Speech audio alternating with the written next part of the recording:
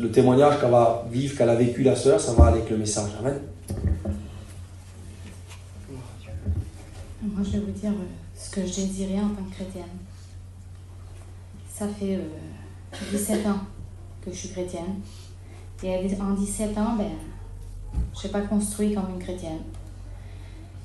J'ai suivi bien 2 ans. Et après, j'ai pas su nourrir ma vie. J'ai pas su m'entourer. J'ai pas su veiller. Et mon mari, il a laissé tomber. Il a laissé tomber, puis après, il était rétrograde. Et moi, du coup que j'ai pas veillé, je faisais pas attention. Et mon cœur était dans les choses de la terre. On a resté 10 ans au Luxembourg, en frontière de la Belgique, pour travailler. En mission, on n'y allait plus, parce qu'il disait que si on allait en mission, on n'aurait rien fait. Et moi, je m'avais habituée comme ça, je faisais pas de carte, pour vous dire la vérité. Alors, ce que je faisais, lui, il partait le matin travailler, il revenait le soir à 6h. Et moi, ce que je faisais, je prendais mon sac et j'allais me promener. Et ma joie, je la trouvais là-dedans. Ma réjouissance, je la trouvais là-dedans. Alors, je revenais aujourd'hui, je m'avais acheté des affaires. Et puis, le lendemain, je voyais l'autre qui avait une cafetière, je retournais, je la roulais. Puis, le lendemain, je voyais une autre, maman, elle est plus belle, la tienne. Je vendais la mienne et puis je courais m'en acheter une. Mais j'étais chrétienne. J'étais chrétienne, mais mon cœur était dans les choses de la terre.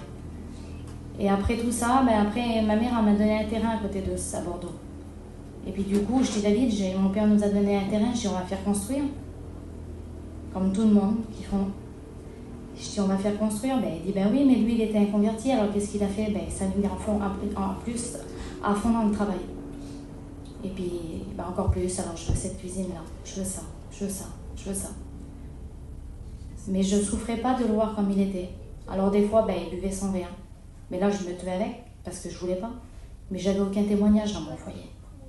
J'étais pas la lumière, il n'y en avait pas, il n'y avait plus de vie en moi. Je priais le matin, une petite prière, le matin. Une petite prière le soir pour soulager ma conscience. Mais je ne le voyais pas, j'étais aveuglée. Des fois, on était en Belgique avec les campings. Et puis, je voulais surtout pas louper mon culte.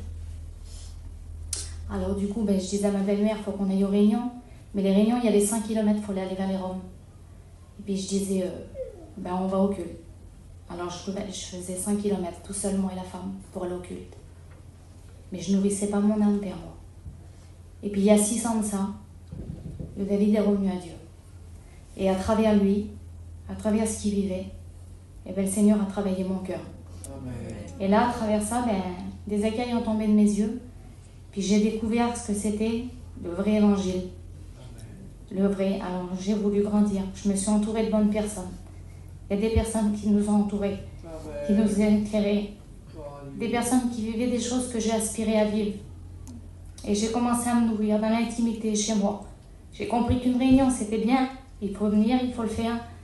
Mais le principal, c'est chez nous. Et le Seigneur a commencé à travailler mon cœur. Et à changer mon cœur, à changer ma vision de voir les choses. Les affaires, j'ai des affaires, je ne suis pas une déréglée, je suis comme tout le monde. S'il me faut quelque chose, je vais me l'acheter. Mais je ne suis plus sur les affaires comme avant. Je me suis vue aller dans les magasins maintenant, là. Comme des fois, je me sens repris. Je me dis, Seigneur, je suis folle. Non, mais parce que le Saint-Esprit m'éclaire. Le Saint-Esprit nous enseigne. Et je connais mon cœur, je sais par quoi que je suis attirée. Et je ne veux plus retomber dans les pièges que j'étais. Et puis, voilà, que Dieu vous bénisse. Amen. Amen.